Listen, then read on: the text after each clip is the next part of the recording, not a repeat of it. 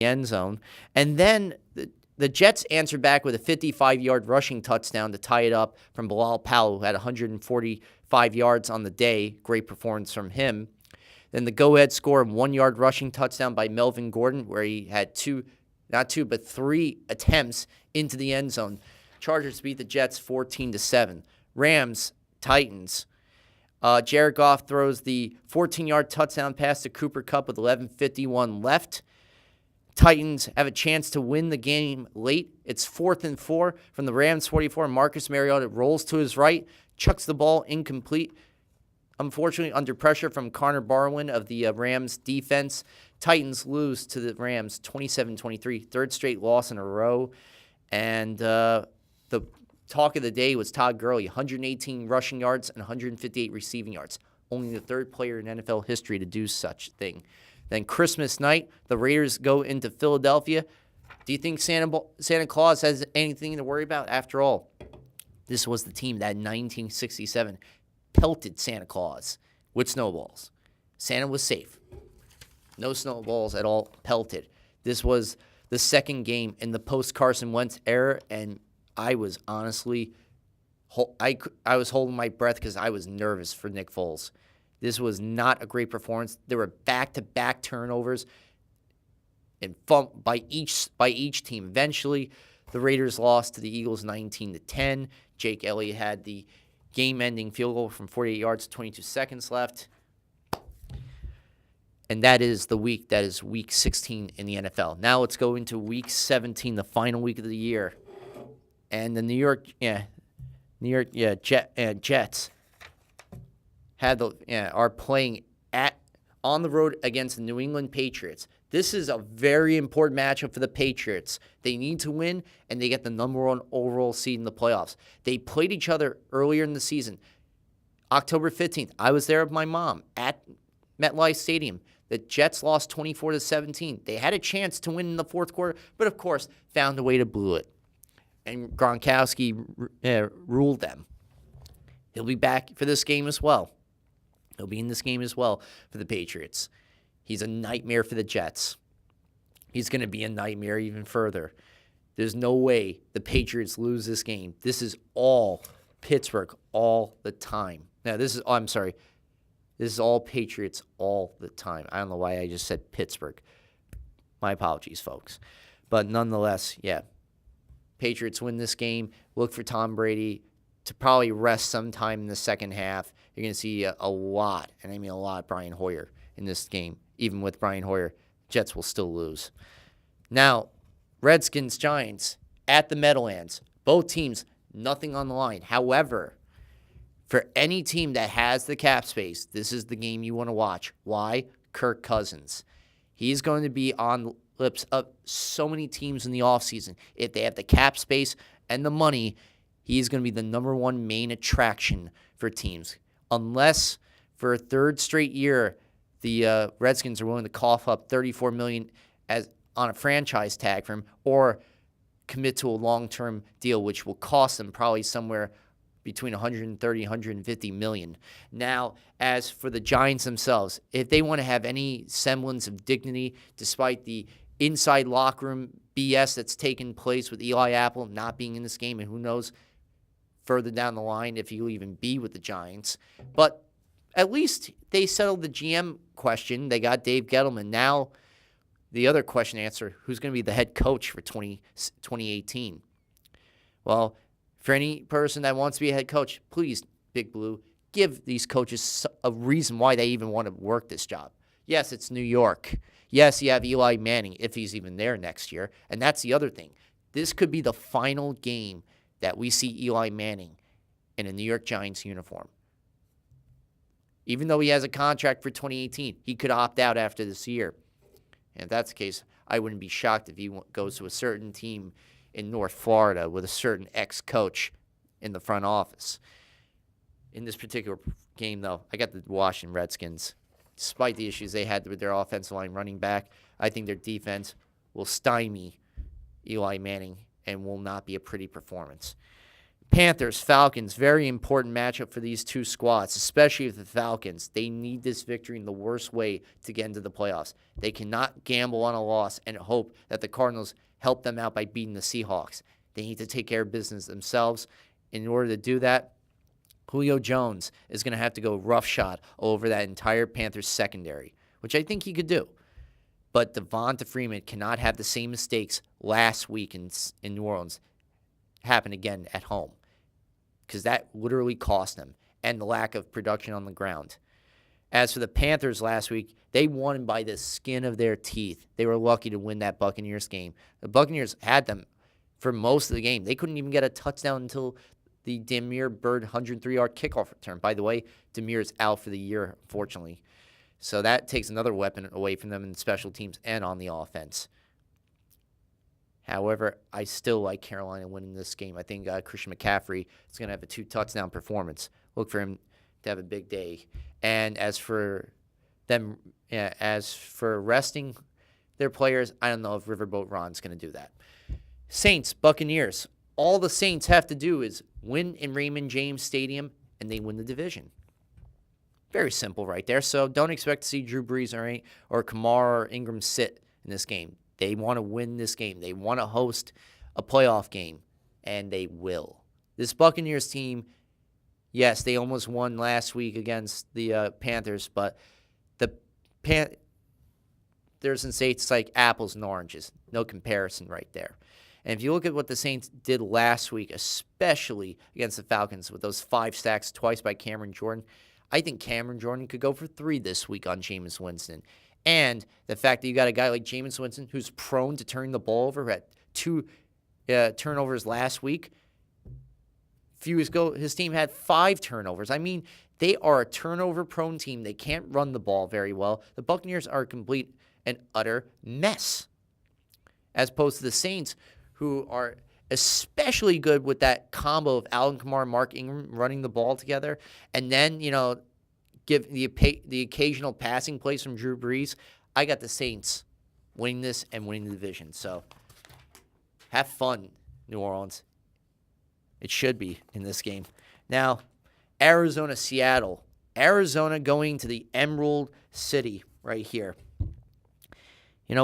It's unbelievable. The last 3 opponents the Seahawks have held to 46.3 yards per game and 2.2 yards per carry. So you're going up against a Cardinals team that doesn't have really any great running backs. Yes, you got Kerwin Williams here and there, but honestly, they need to invest in a running back next season for the Cardinals to at least back up David Johnson because of what happened earlier this year to him. As for the Seahawks, on the other hand,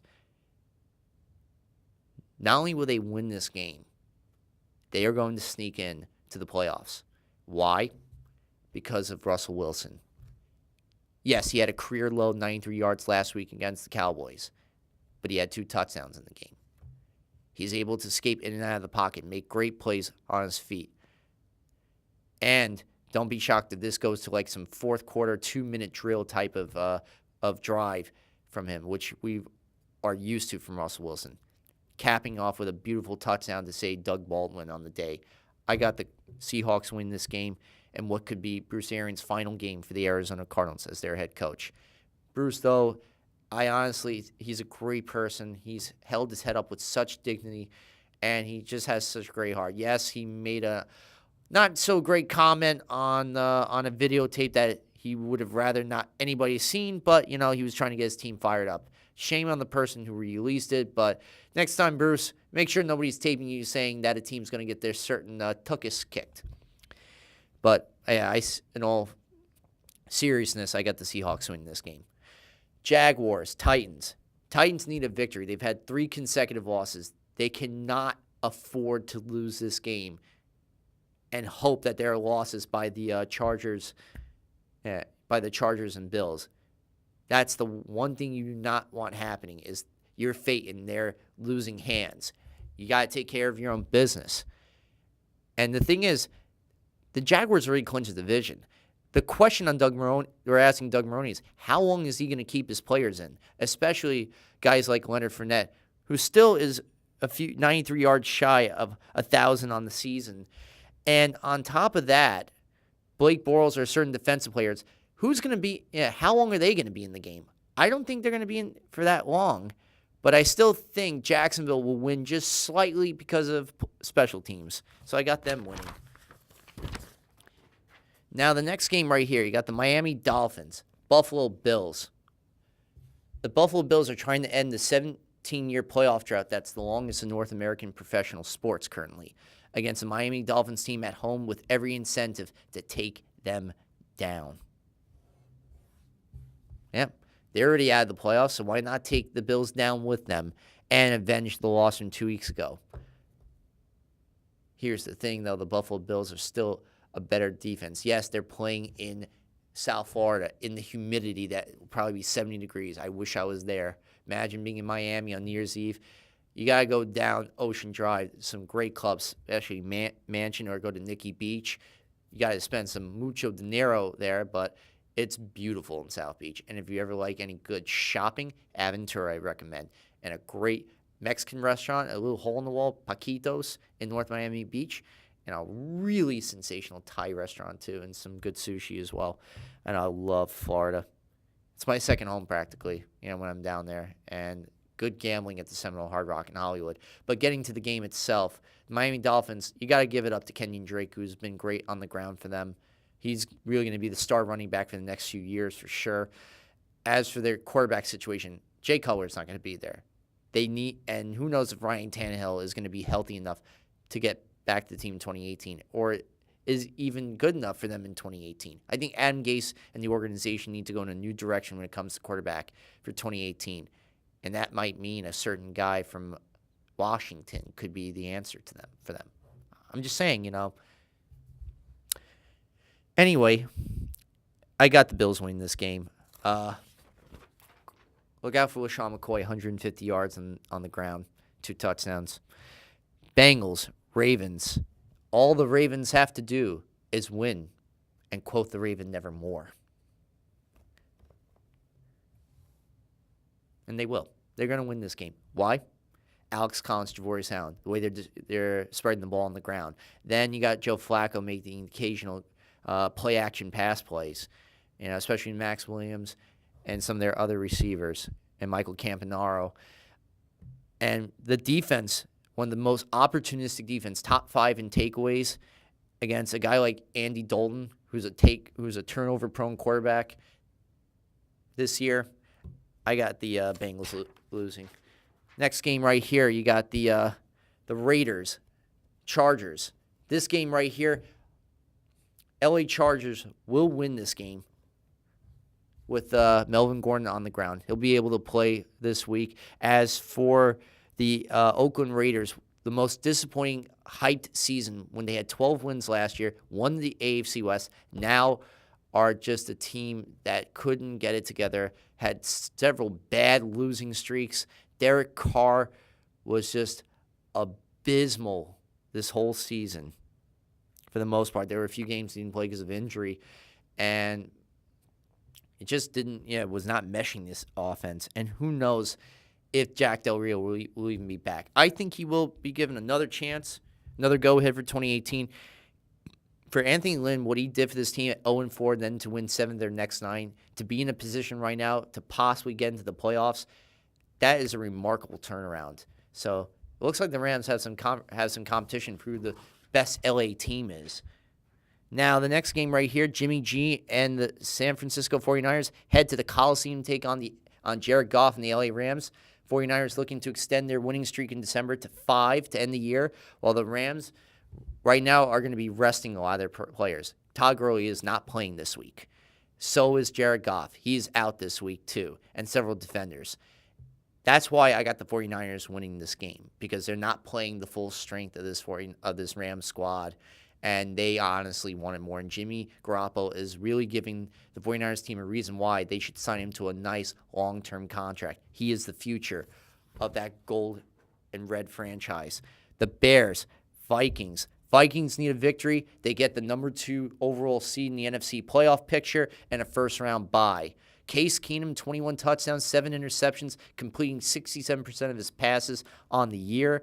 And with the help of guys like Stephon Diggs, who had the 4-yard touchdown last week, and Adam Thielen, and then the combination of McKinnon and Latavius Murray on the ground, especially when there are games where they combine for over 100-plus yards, is unbelievable in and of itself. The Bears right now, we're looking at the last game for John Fox. After 3 years, 3 double-digit loss seasons and only 13 wins, I think the Bears are going to be moving on to a new head coach in this final game for the Bears of the year, and it's not going to be pretty. I got the Vikings all day, all the time winning this.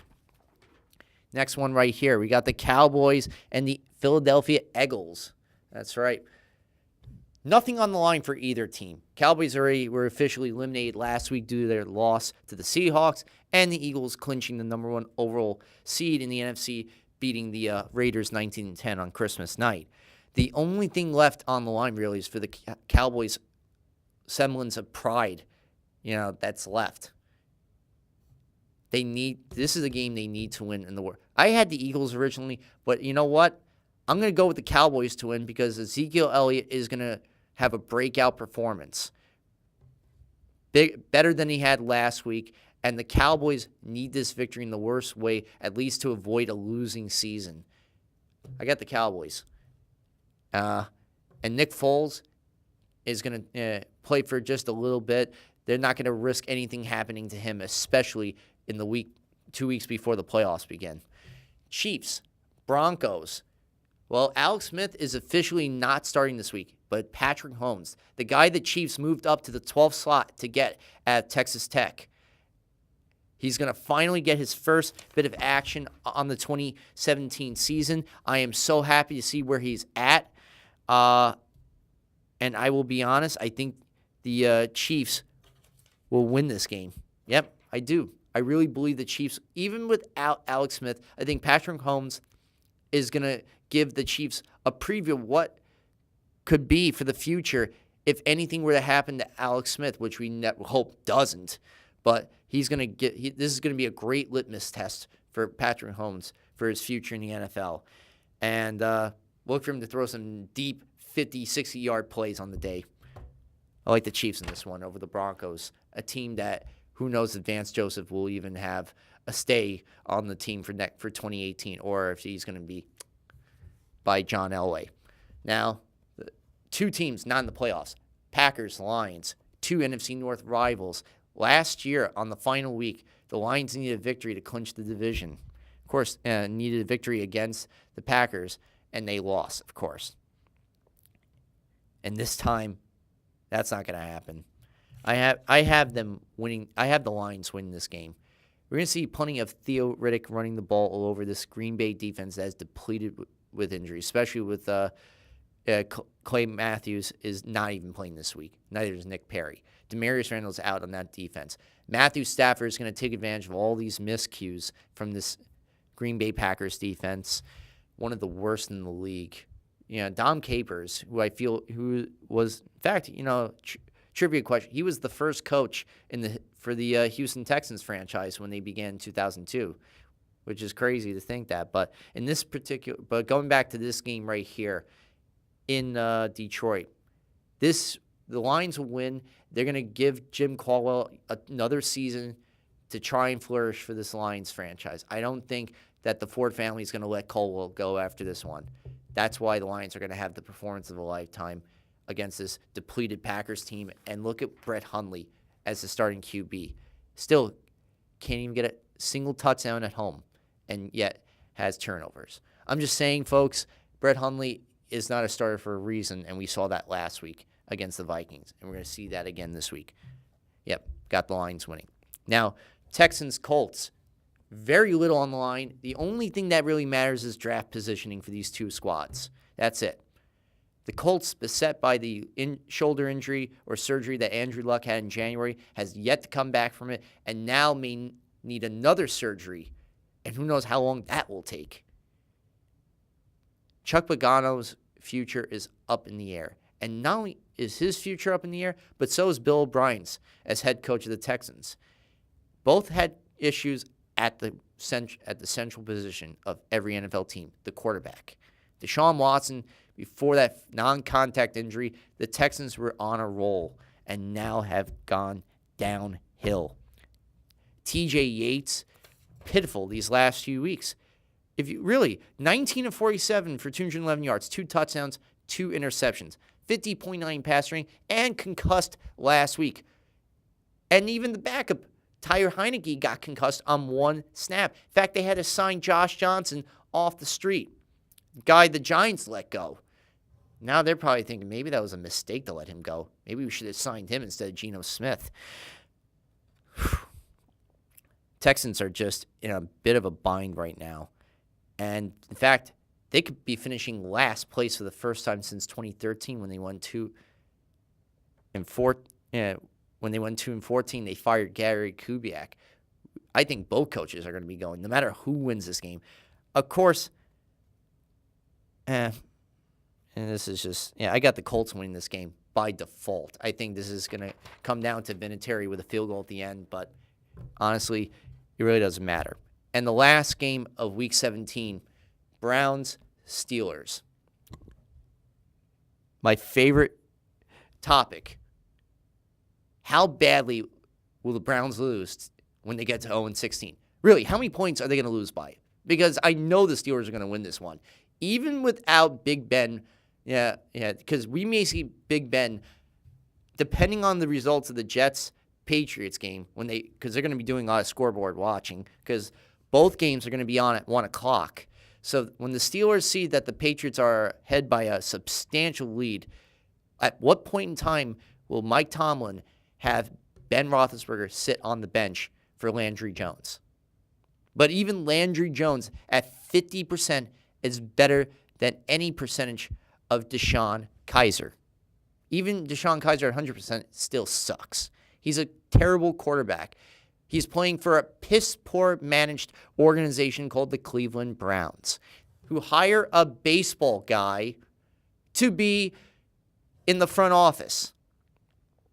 Makes little, if any, sense. Sashi Brown has done a terrible job with draft picks and with the players on this organization, with the head coaches he's hired, especially Hugh Jackson. That's why he was let go for John Dorsey, a former executive in the front office for the Patriots, who was at one point the GM for the Chiefs and let go. Now he's back in another position as a general manager. I think heads will be rolling. He's going to be cleaning house.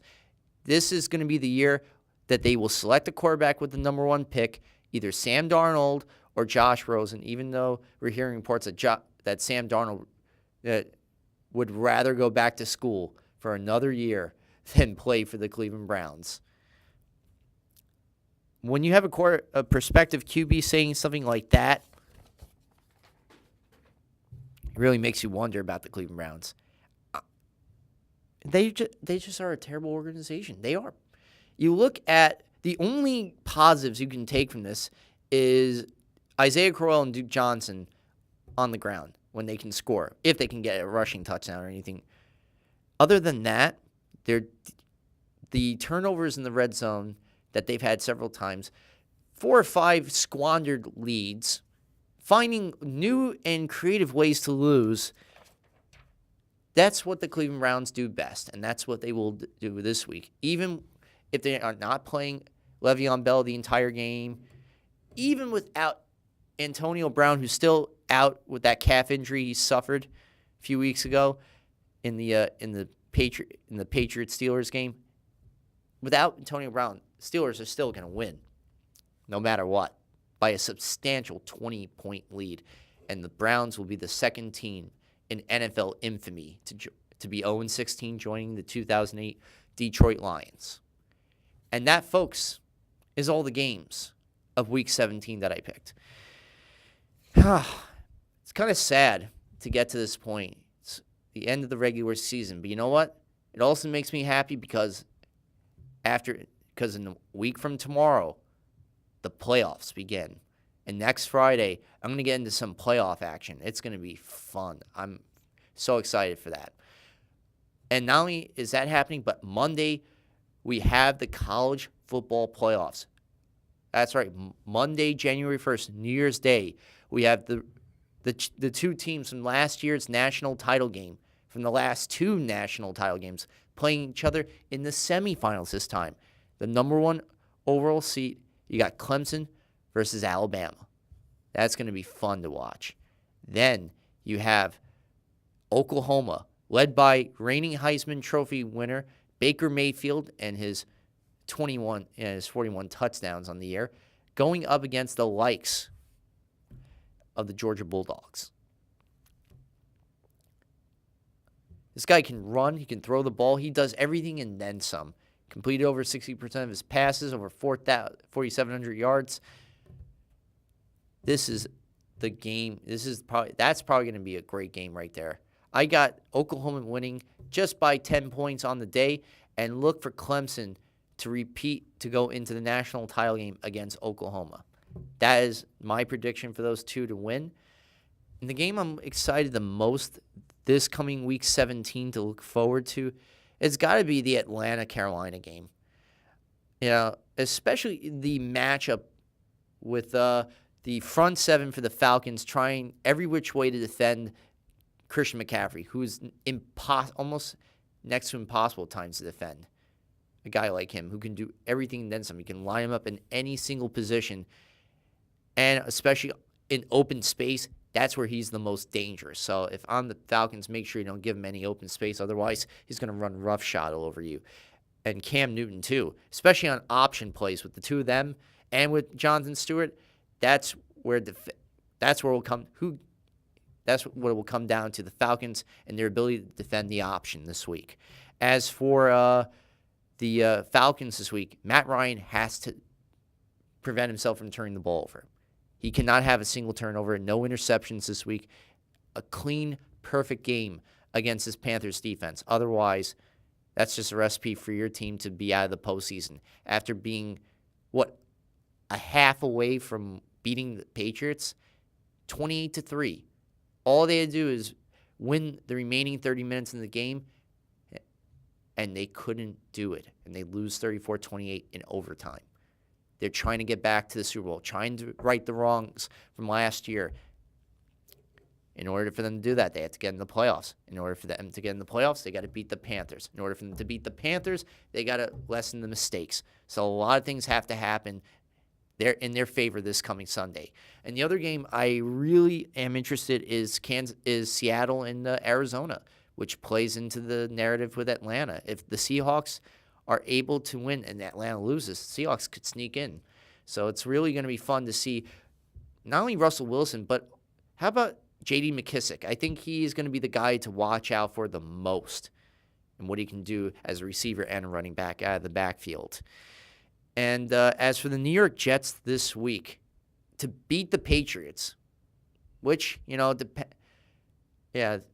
which is a possibility because they almost did that at the Meadowlands. But when it comes to them playing in Foxborough, there are times where they win, especially, remember the 2010 divisional round game, in which Bart Scott went to Sal Paolantonio and said, "What's up with that now?"